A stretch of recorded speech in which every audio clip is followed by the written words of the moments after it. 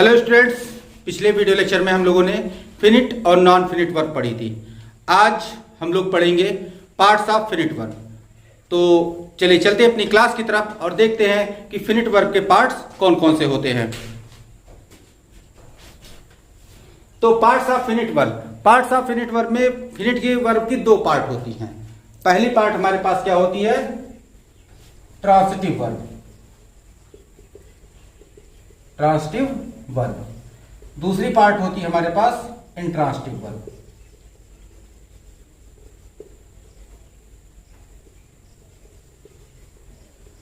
एक शब्द में अगर जानना चाहे तो ट्रांसिटिव वर्ब वे होती हैं जो सब्जेक्ट में जब भी यूज होती हैं तो बिना ऑब्जेक्ट के वो अपनी मीनिंग कंप्लीट नहीं कर पाती हैं।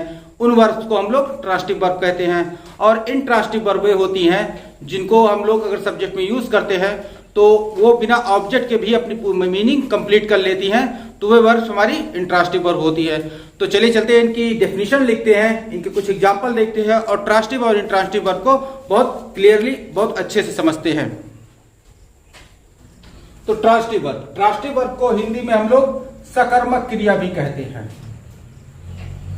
सकर्मक क्रिया अर्थात ये वैसी क्रिया होती है जिसको अपनी मीनिंग कंप्लीट करने के लिए कर्म की आवश्यकता पड़ती है। अर्थात the verb that requires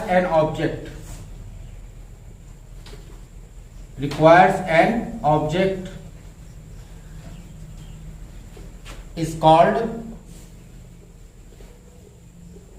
transitive verb।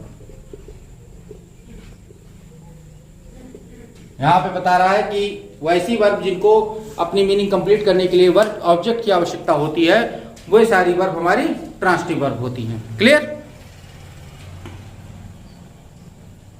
तो चलिए कुछ एग्जाम्पल लेते हैं और देखते हैं कि ट्रांसिटिव वर्ब क्या क्या होती हैं।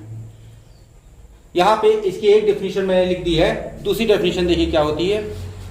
तो ट्रांसिटिव वर्ब की ये प्रॉपर डेफिनेशन है कि a transitive verb is a verb that denotes an action which passes dior or subject to an object। Clear?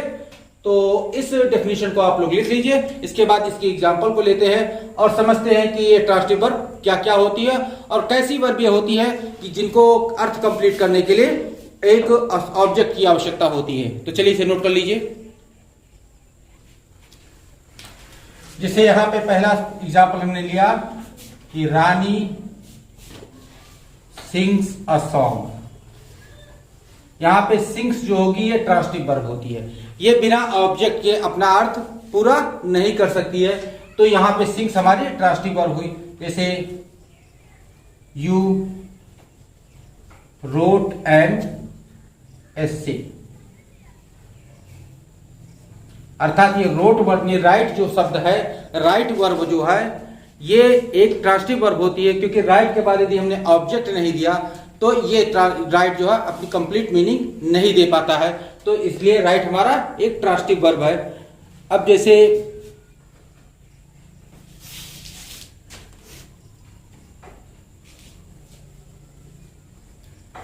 जैसे आ गया हमारे पास चीकू लाइक्स स्वीट्स, यानी चीकू मिठाइयां पसंद करता है, तो लाइक्स जो है हमारा ट्रांसिटिव वर्ब है।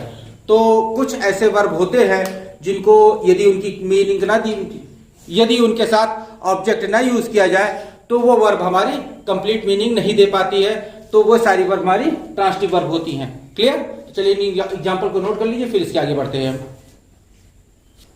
तो अगली वर्ब हमारे पास आ जाती है इंट्रांसिटिव वर्ब। इंट्रांसिटिव वर्ब यानी कि इसको हम लोग हिंदी में कहते हैं अकर्मक क्रिया। अकर्मक क्रिया, जैसा कि नाम से ही पता है कि ये वर्ब वो होती हैं कि जिनको अपना अर्थ पूरा करने के लिए ऑब्जेक्ट की आवश्यकता नहीं पड़ती है, ये बिना ऑब्जेक्ट के ही अपने अर्थ को कंप्लीट कर लेती है, तो उन्हीं वर्ब को हम अकर्मक क्रिया कहते हैं। चलिए इसकी डेफिनेशन देखते हैं क्या निकल के आती है। तो स्टूडेंट्स, अकर्मक क्रिया यानी इंट्रांसिटिव वर्ब का जो डेफिनेशन है वो कुछ इस प्रकार से है कि an intransitive verb is a verb that denotes an action which does not pass over an object that does not require an object, अर्थात ये वो वर्ब होती है, वे एक्शन को प्रदर्शित करती है जिनको कंप्लीट करने के लिए हमें किसी ऑब्जेक्ट की आवश्यकता नहीं होती और इनको किसी ऑब्जेक्ट की आवश्यकता पड़ती भी नहीं है। तो चलिए इसकी डेफिनेशन नोट कर लीजिए। इसके बाद कुछ एग्जांपल लेते हैं इसके और समझते हैं कि ये डेफिनेशन के अकॉर्डिंग या इंट्रांसिटिव वर्ब जो होती है ये किस प्रकार की होती हैं। जैसे कुछ ऑब्जेक्ट हम लेते हैं, जैसे यहां पे आ गया हमारा गुड्डू लाव्स। अब इस वर्ब के लिए जो लाफ वर्ब आई है, इस वर्ब के लिए हमें ऑब्जेक्ट की आवश्यकता नहीं है, ये अपने आप में एक कंप्लीट मीनिंग दे रहा है। तो अतः ये जो वर्ब हमारी यहां यूज हो रही है इंट्रांसिटिव वर्ब है। अब जैसे हो गया डॉग्स बार्क, यहां भी ये इंट्रांसिटिव वर्ब है कि कुत्ते भौंकते हैं। बर्ड्स फ्लाई, चिड़िया उड़ती है। तो ये जो फ्लाई है, बार्क है या लाफ है या फिर और भी ऐसे वर्ब होती है जो अपने अर्थ को पूरा करने के लिए ऑब्जेक्ट की जिनको आवश्यकता नहीं पड़ती है, वो सारी वर्ब हमारी इंट्रांसिटिव वर्ब के अंतर्गत आती है। क्लियर? उम्मीद है कि इन एग्जांपल के साथ इंट्रांसिटिव वर्ब आपको समझ में आ गई होगी। अब चलिए देखते हैं कि ट्रांसिटिव वर्ब और इंट्रांसिटिव वर्ब इन सबके कुछ अलग से फैक्ट क्या होते हैं। अभी तक तो आपने सीखा कि ट्रांसिटिव वर्ब होती क्या है, इंट्रांसिटिव वर्ब होती क्या है, लेकिन अब ट्रांसिटिव और इंट्रांसिटिव वर्ब का अलग अलग प्रयोग किस प्रकार से किया जाता है ये हम लोग देखते हैं। अब तो स्टूडेंट्स, ट्रांसिटिव वर्ब में आप लोगों ने देखा होगा कि ट्रांसिटिव वर्ब को कंप्लीट करने के लिए हमें ऑब्जेक्ट की आवश्यकता पड़ती है। ट्रांसिटिव वर्ब का अर्थ कंप्लीट करने के लिए हमें ऑब्जेक्ट की आवश्यकता पड़ती है। तो कुछ ट्रांसिटिव वर्ब तो ऐसी होती है जो एक ऑब्जेक्ट यानी सिंगल ऑब्जेक्ट अगर उनके साथ लगा दिया जाए तो कंप्लीट अर्थ दे देती है। लेकिन कुछ ट्रांसिटिव वर्ब इस प्रकार से होती है जिनको अपना अर्थ देने के लिए एक ही ऑब्जेक्ट पर्याप्त नहीं होता, उनको अपना अर्थ देने के लिए दो ऑब्जेक्ट दिखाना पड़ता है कि अगर उनके साथ दो ऑब्जेक्ट नहीं लगाया गया तो वो ट्रांसिटिव वर्ब अपना कंप्लीट अर्थ नहीं दे पाती है। तो आइए देखते हैं कि कौन कौन सी ऐसी ट्रांसिटिव वर्ब होती है जिनका एक से अर्थ पूरा नहीं होता है, उनको दो की आवश्यकता पड़ती है। तो चलिए स्टूडेंट देखते हैं कि हमारी ऐसी कौन सी ट्रांसिटिव वर्ब है जो एक ऑब्जेक्ट से अर्थ नहीं पूरा कर पाती। जैसे कि आप लोग जान लीजिए कि कोई लोग ऐसे होते हैं कि जिनका थोड़ा खाने से पेट नहीं भरता, उनको खाने में ज्यादा चाहिए। तो ऐसी हमारे पास कुछ ट्रांसिटिव वर्ब है जिनका एक ऑब्जेक्ट से कंप्लीट अर्थ नहीं होता है। तो आइए देखते हैं कौन कौन सी वर्ब है हमारे पास। पहली वर्ब हमारे पास है गिव जो ऐसी वर्ब है जो एक ऑब्जेक्ट से अपना अर्थ नहीं दे पाएगी, इसके लिए दो ऑब्जेक्ट चाहिए। दूसरा हमारे पास है आस्क, फिर हमारे पास है ऑफर, फिर है प्रॉमिस, फिर हमारे पास आ जाता है टेल, और इसी के प्रकार से कई सारी और भी वर्ब होती हैं जो एक ऑब्जेक्ट से जिनका अर्थ पूरा नहीं होता है। जैसे देख लीजिए कि कैसे होता है कि पहला हमने पहले लिया कि he gave me a pen. अब यहां पे देखिए गिव की ये फॉर्म लिखी हुई है और मी लगाने से इनकम्प्लीट रह जाएगी कि उसने मुझे दिया, लेकिन फिर भी पूछा है क्या दिया, क्योंकि यहां पे ये देखिए कि दो ऑब्जेक्ट लगी हुई है। एक है मी जो कि हमारी इनडायरेक्ट ऑब्जेक्ट है और ये ए पेन है जो कि डायरेक्ट ऑब्जेक्ट है। तो यहां पे दो ऑब्जेक्ट में लगाना पड़ा, या फिर यहां पे हो जाएगा you offered him a job. यहां भी देखिए दो ऑब्जेक्ट लगाई गई।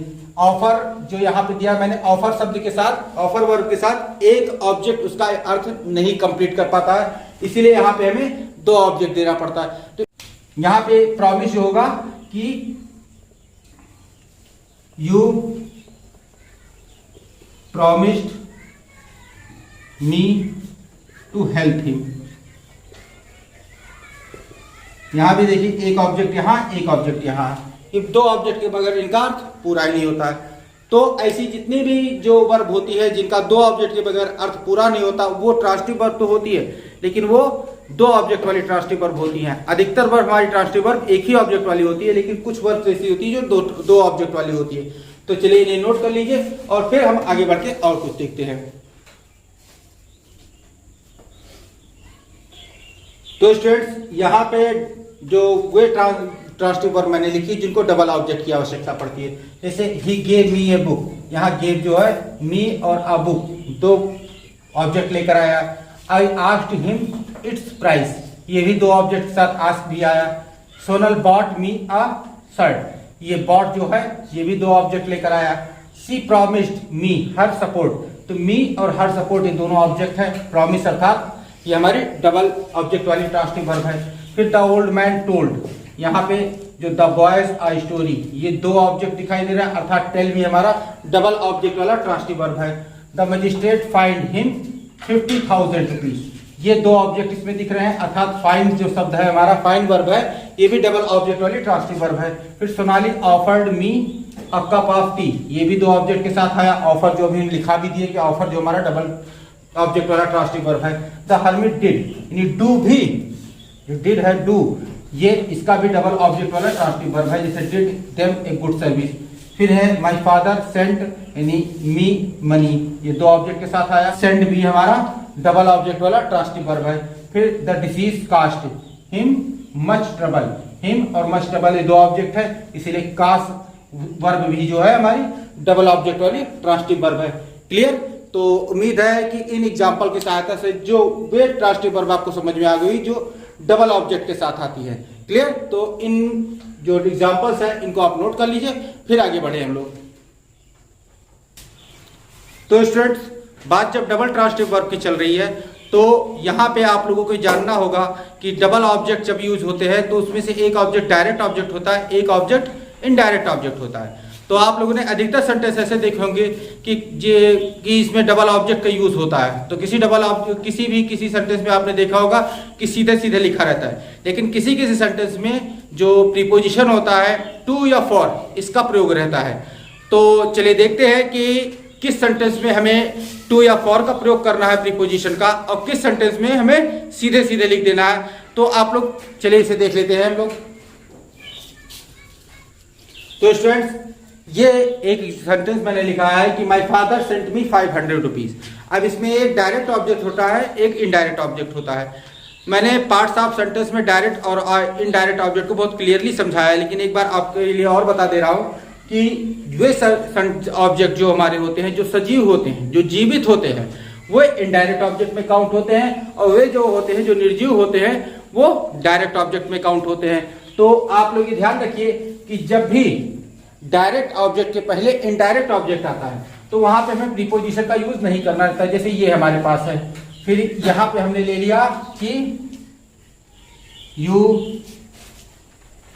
बॉट मी अ पेन, यहां भी देखिए मी इनडायरेक्ट है और अ पेन डायरेक्ट ऑब्जेक्ट है। तो यहां पे जब भी आप ध्यान रखिए कि जब भी डायरेक्ट ऑब्जेक्ट के पहले इनडायरेक्ट ऑब्जेक्ट आ रहा है तो यहां उसे हम नॉर्मली सीधा सीधा ही लिख देंगे, लेकिन ध्यान रखिए कि जब डायरेक्ट ऑब्जेक्ट के बाद इनडायरेक्ट आ रहा है, यानी ये ध्यान रखिए कि जो डायरेक्ट ऑब्जेक्ट है अगर पहले लिखा जाए और इनडायरेक्ट उसके बाद लिखा जाए, अर्थात निर्जीव चीज को पहले लिख लिया जाए सेंटेंस में, वर्ब के तुरंत बाद पहले में निर्जीव चीज मिल जाती है, उसके बाद सजीव मिल जाता है, तब हमें प्रीपोजिशन का यूज करना है। जैसे यहाँ पे देखिए कि सजीव था, ये निर्जीव था, और इसको जब हम चेंज करके लिखेंगे तो माई फादर सेंट 500 रुपीज और फिर टू मी, और यहां पे हो जाएगा you bought a pen for me. यहां पे टू और फॉर, टू का अर्थ होता है को और फॉर का अर्थ होता है के लिए, अर्थात यहां पे कहा गया मेरे पिताजी ने मुझको 500 रुपए भेजे, इसीलिए यहाँ पे हमने टू का यूज किया।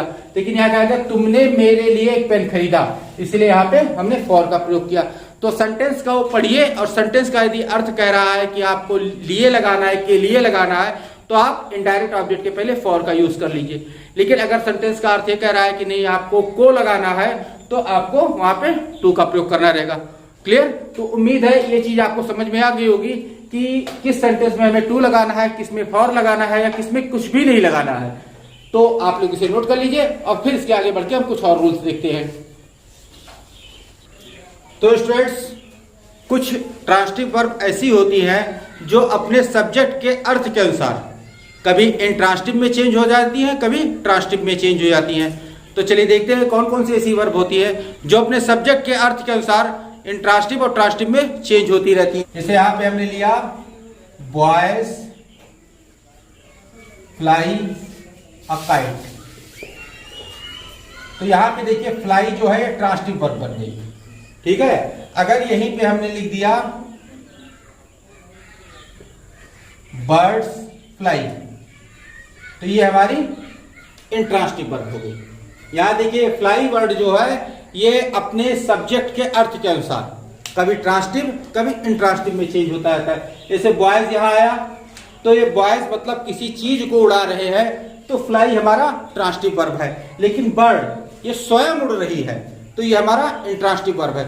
यानी कि यहाँ पे जो सब्जेक्ट होगा वो सब्जेक्ट यहाँ पे किसी कोई दूसरी चीज को कार्य पे लगा रखा है, तो इसीलिए यहाँ पे फ्लाई जो है ट्रांसिटिव वर्ब है। लेकिन यहाँ सब्जेक्ट स्वयं कार्य पे लगा हुआ है, तो यहाँ पे ये इंट्रांसिटिव वर्ब है। क्लियर? तो कुछ एग्जांपल मैं लिखे दे रहा हूं जिसे आप देखकर समझ जाएंगे कौन कौन सी वर्ब हमारी जो है ट्रांसिटिव और इंट्रांसिटिव दोनों में रहती है। तो चलिए देख लेते हैं इसको। तो स्टूडेंट्स यहाँ देखिए कि the driver stopped the train, मतलब ड्राइवर ने ट्रेन को रोक दिया, तो यहाँ पे स्टॉप जो है ये ट्रांसिटिव वर्ब में आ गया। लेकिन द ट्रेन स्टॉप्ड सडनली, ये सडनली जो है ये हमारा ऑब्जेक्ट नहीं है, ये हमारा एडवर्ब है जो वर्ब की विशेषता बता रहा है। लेकिन यहाँ पे तो अगर एडवर्ब हटा देते हैं तो हमारे पास आता है द ट्रेन स्टॉप, गाड़ी रुक गई। यहाँ पे गाड़ी को ड्राइवर ने रोका, लेकिन यहाँ गाड़ी स्वयं रुकी। अब यहाँ पे Mohan rings the bell, Mohan ने घंटी बजाई, मोहन घंटी बजाता है, लेकिन द बेल्स रिंग्स लाउडली, ये एडवर्ब है, ये ऑब्जेक्ट नहीं है। तो यहाँ पे रिंग्स जो है घंटी बजती है, मोहन घंटी बजाता है लेकिन घंटी बजती है, तो इस समय यहाँ पे जब मोहन घंटी बजाता है तो ट्रांसिटिव वर्ब है, क्योंकि मोहन बजाता है, जब तक यहाँ पे ऑब्जेक्ट नहीं देंगे तब तक ये रिंग जो हमारी कंप्लीट मीनिंग नहीं दे पाएगी। लेकिन यहाँ पे जो बेल है ये यहाँ पे स्वयं बज रही है, तो यहाँ पे ये इंट्रांसिटिव वर्ब हो गई। फिर इसी तरह करीम रैन ए रेस, करीम रैन ए रेस और द हॉर्स रैन फास्ट। इसी प्रकार ही बर्न्ड हिज बुक्स और द फायर बर्न्स डिमली, ये डिमली जो है यहाँ पे ये एडवर्ब है, यहाँ फास्ट जो है एडवर्ब है। क्लियर? तो इस तरह आपको समझ में आ गया होगा कि कुछ ट्रांसिटिव वर्ब जो हमारी होती है, जो कुछ वर्ब्स हमारी होती है जो ट्रांसिटिव में भी और इंट्रांसिटिव में भी दोनों में यूज की जा सकती हैं, तो उनको प्योरली इंट्रांसिटिव मान लेना भी गलत रहेगा और प्योरली ट्रांसिटिव वर्ब भी मान लेना गलत रहेगा, क्योंकि वो अपने सब्जेक्ट के अर्थ के अनुसार कभी ट्रांसिटिव में कभी इंट्रांसिटिव में चेंज होती रहती हैं। क्लियर? चलिए एग्जांपल को नोट कर लीजिए, फिर आगे बढ़े हम लोग।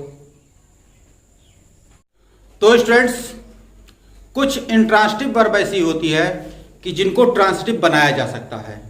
अब उन इंट्रांसिटिव वर्ब को ट्रांसिटिव किस प्रकार से बनाया जाता है, चलिए इनको हम देख लेते हैं। कि जैसे कि हमारे पास एक intransitive verb I laughs, laugh.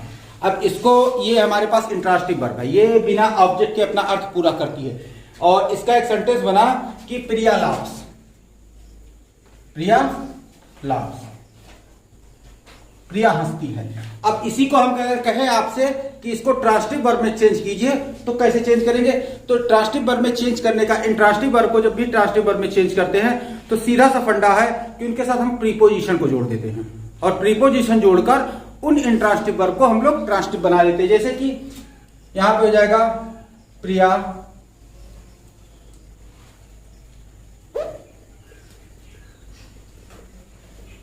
laughs at beggars। यहां पे एट जो है प्रीपोजिशन जोड़ दिया गया, और एट प्रीपोजिशन जोड़ने के कारण जो लाफ है हमारा वो इंट्रांसिटिव से ट्रांसिटिव बन गया। क्लियर? जिसे यहां पे हमने दे दिया सेंटेंस ही इज टॉकिंग, वो बातें कर रहा है, तो ये इंट्रांसिटिव वर्ब है। टॉकिंग जो है हमारे पास इंट्रांसिटिव वर्ब है, लेकिन जब इसको ट्रांसिटिव में चेंज करेंगे तो इसके साथ हम लोग वहां पे प्रीपोजिशन जोड़ेंगे, तो यहां पे हो जाएगा he is talking about news. यहां पे ये हो जाएगा कि बहस कर रहा है, बातचीत कर रहा है डिस्कस कर रहा है किसी के बारे में, किसी से, तो न्यूज के बारे में किसी से डिस्कस कर रहा है। यहाँ पे टॉकिंग का मतलब है कि वो अकेले बोल रहा है, तो ये अर्थ पूरा हो जाएगा कि वो बात कर रहा है, वो बोल रहा है। लेकिन यहाँ पे टॉकिंग अबाउट न्यूज अर्थात वो न्यूज के बारे में किसी से डिस्कस कर रहा है, बातचीत कर रहा है, चर्चा चला रहा है। क्लियर? जैसे एक हमने ले लिया लुक, ये लुक हमारा इंट्रांसिटिव वर्ब है, तो लुक फॉरवर्ड, आगे देखो, लुक फॉरवर्ड। अब इसको जब हम लोग ट्रांसिटिव में चेंज करेंगे तो ये हो जाएगा हमारे पास कि please look into the case, अर्थात इनटू लगाने से, इनटू प्रीपोजिशन जोड़ने से लुक जो है हमारा ये ट्रांसिटिव बन गया। अर्थात इससे आपको क्लियर हो गया कि ट्रांसिटिव, इन ट्रांसिटिव वर्ब को जब भी ट्रांसिटिव में चेंज करना हो तो उनके साथ हमें प्रीपोजिशन जोड़ देना रहता है, और प्रीपोजिशन जोड़ने से इंट्रांसिटिव वर्ब भी ट्रांसिटिव में बन जाती है। क्लियर? तो चलिए इन सेंटेंस को नोट कर लीजिए और इससे आपको क्लियर होगा कि ये हमारी जो ट्रांसिटिव, इंट्रांसिटिव वर्ब है ये प्रीपोजिशन जोड़ने से ट्रांसिटिव बन जाती है।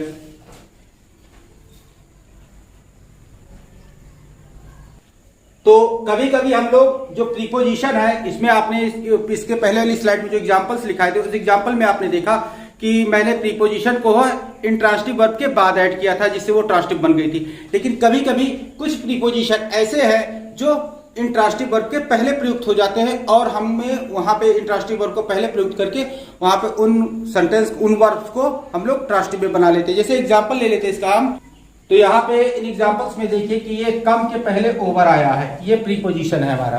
यहाँ फ्लू के पहले ओवर आया है, ये प्रीपोजिशन है। यहाँ पे ये प्रीपोजिशन ऐसे है जो इंट्रांसिटिव वर्ब के पहले प्रयुक्त हो जाते हैं और वर्ब को हमारे ट्रांसिटिव बना देते हैं। क्लियर? तो चलिए इन्हें नोट कर लीजिए और फिर हम आगे बढ़ के और रूल्स देखते हैं। तो अगले नियम के अनुसार ये होता है कि कभी कभी किसी सेंटेंस में इंट्रांसिटिव वर्ब का प्रयोग होता है और उन इंट्रांसिटिव वर्ब के साथ ऐसी ऑब्जेक्ट का यूज कर दिया जाता है जिसकी मीनिंग, जिसका अर्थ उसी वर्ब के साथ जुड़ा हुआ होता है।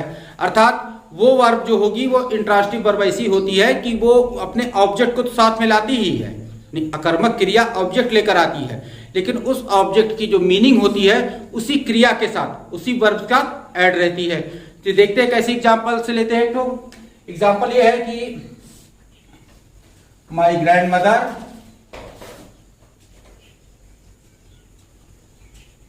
Lived a happy life, happy life. अब इसमें लाइफ और लिव्ड, ये लिव्ड मेरा इंट्रांसिटिव वर्ब था, लेकिन इसके साथ लाइफ जो है इसी लिव्ड में जुड़ा हुआ है, नहीं जीती थी एक जीवन। तो यहाँ पे अगर यहाँ पे इसके साथ लाइफ न लगाए तो ये जो कॉम्प्लीमेंट है इसकी मीनिंग इनकम्प्लीट रह जाएगी, लेकिन लाइफ लगाने से ये लिव्ड जो शब्द है, लिव्ड के साथ लाइफ का वर्ड मीनिंग सम्मिलित है। क्लियर? तो एक और एग्जांपल लेके इसको देखते हैं हम लोग। रेखा सिंग्स अ मेलोडियस सॉन्ग।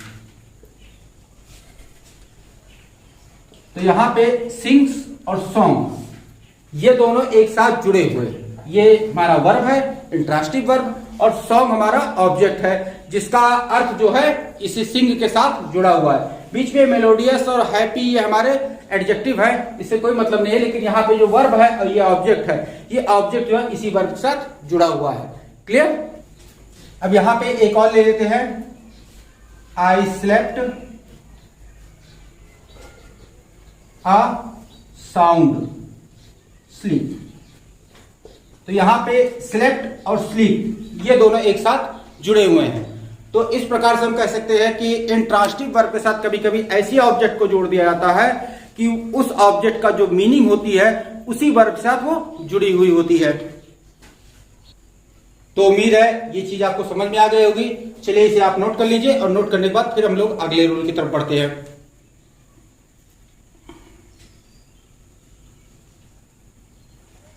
तो स्टूडेंट्स अगले नियमानुसार ये होता है कि कभी कभी कुछ ट्रांसिटिव वर्ब ऐसी होती हैं जिनको इंट्रांसिटिव की तरह यूज किया जाता है।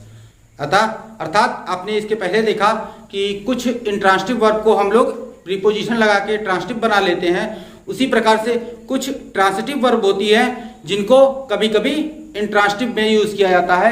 जैसे यहां देखिए क्या लिखा है कि शी ब्रोक द प्लेट।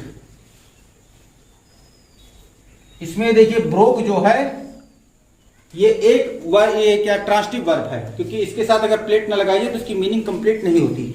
लेकिन जब इसको हम इंट्रांसिटिव बनाएंगे तो इट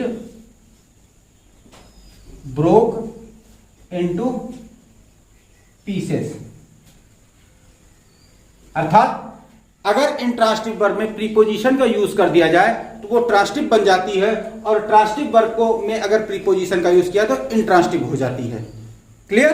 जैसे कि शीला बर्न्स द टोस्ट। ये बर्न्स जो है यहां पे ट्रांसिटिव वर्ब है। अब इसके साथ अगर हम प्रीपोजिशन का ऐड कर देते हैं तो ये इंट्रांसिटिव बन जाएगी। जैसे 10 people burnt to death। यहां पे burnt जो है ये इंट्रांसिटिव बन गई क्योंकि यहां के साथ प्रीपोजिशन टू लगा दिया गया। क्लियर? तो इस प्रकार से हम कह सकते हैं कि ट्रांसिटिव वर्ब में यदि प्रीपोजिशन यूज किया जाए तो इंट्रांसिटिव बन जाती है, इंट्रांसिटिव वर्ब में प्रीपोजिशन यूज किया जाए तो ट्रांसिटिव बन जाती है। जैसे यहां पे इसको हम लिख देते हैं, इसका रूल लिख देते हैं। तो यहां पे मैंने आप लोगों के लिए रूल लिख दिया है कि कभी कभी ट्रांसिटिव वर्ब को प्रीपोजिशन लगा के इंट्रांसिटिव बनाया जाता है। अतः इस प्रकार से यदि इंट्रांसिटिव वर्ब में प्रीपोजिशन का यूज किया जाए तो वो ट्रांसिटिव बन जाती है, लेकिन ट्रांसिटिव वर्ब में प्रीपोजिशन का यूज करने पर वह इंट्रांसिटिव बन जाती है। क्लियर? तो स्टूडेंट्स इसे नोट कर लीजिए और इसके बाद हम लोग आगे बढ़ते हैं और कोई दूसरा रूल देखते हैं। तो स्टूडेंट्स अगले नियमानुसार ये होता है कि जब किसी इंट्रांसिटिव वर्ब का प्रयोग पॉजिटिव फॉर्म में किया जाता है, पॉजिटिव मतलब किसी कार्य को करवाने वाले फॉर्म में किया जाता है, तो वहां पे वो इंट्रांसिटिव वर्ब इंट्रांसिटिव न रहकर ट्रांसिटिव बन जाती है। अर्थात जैसे आप हिंदी में सेंटेंस ले लीजिए कि मैंने पढ़ाया, तो ये कार्य हुआ, ये स्वयं का ऊपर कार्य हुआ, लेकिन मैंने 2 अध्यापकों से पढ़वाया, अर्थात इसको मैंने किसी दूसरे से कार्य करवाया। तो जो कोई भी कार्य किसी दूसरे से करवाया जाता है वही हमारा पॉजिटिव फॉर्म में होता है। और जब इंट्रांसिटिव वर्ब का प्रयोग किसी पॉजिटिव फॉर्म में किया जाता है तो वहां पर वो वर्ब इंट्रांसिटिव ना रह के ट्रांसिटिव बन जाती है। तो चलिए इसके एग्जांपल्स को देखते हैं, तब समझ पाएंगे कि ये intransitive verb transitive positive verb में किस प्रकार से बनती है। तो जैसे आता है ही रन्स फास्ट, वो तेज दौड़ता है। अब इसको जब पॉजिटिव फॉर्म में प्रयोग करेंगे तो अगर वो तेज दौड़ता है तो उसे तेज दौड़ाया गया, उसे तेज दौड़ाया गया, या फिर उसे एक दुकान पर दौड़ाया गया, तो यहां पे हो जाएगा he runs to a shop, उसे दुकान पर दौड़ाया गया। क्लियर? यहां पे आ जाता है हमारे पास बर्ड्स फ्लाई, चिड़िया उड़ती है। यहाँ पे फ्लाई जो है इंट्रांसिटिव वर्ब है, यहाँ पे रन भी इंट्रांसिटिव वर्ब है क्योंकि इसके बाद एडवर्ब लगा हुआ, ऑब्जेक्ट नहीं लगा हुआ है। तो यहाँ पे जो फास्ट लगा हुआ है एडवर्ब है, इसी कारण से ये रन भी यहाँ पे इंट्रांसिटिव है। लेकिन यहाँ पे इसे दुकान तक दौड़ाया गया तो यहाँ पे रन्स जो है ट्रांसिटिव बन गई। उसी प्रकार से यहाँ बर्ड के साथ फ्लाई लगा हुआ है, ये इंट्रांसिटिव वर्ब है। लेकिन जब इसको हम ट्रांसिटिव बनाएंगे तो यहाँ पे फ्लाई शब्द हो जाएगा the boys fly a kite. मतलब यहां पे फ्लाई जो है पॉजिटिव फॉर्म में यूज की गई कि पतंग को उड़ाया गया। क्लियर? तो इसे आप नोट कीजिए। इसके बाद चल के अगले रूल को देखते हैं हम लोग।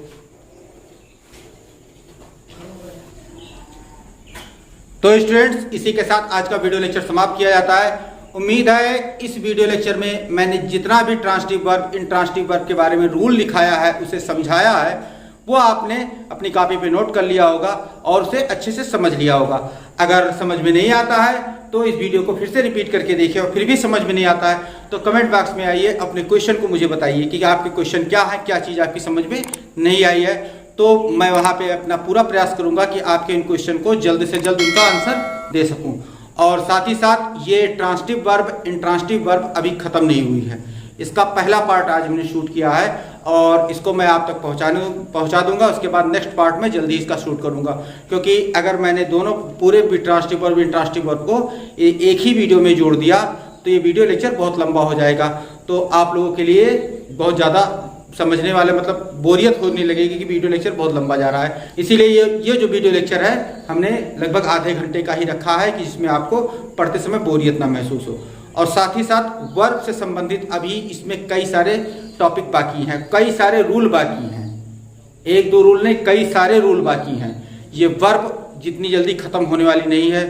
तो बने रहिए मेरे वीडियो लेक्चर के साथ और देखते रहिए। और जिन्होंने अभी तक मेरे चैनल को सब्सक्राइब नहीं किया है वो चैनल को सब्सक्राइब जरूर कर लें और साथ ही साथ बेल नोटिफिकेशन में जाके ऑल नोटिफिकेशन का बटन सिलेक्ट कर लें।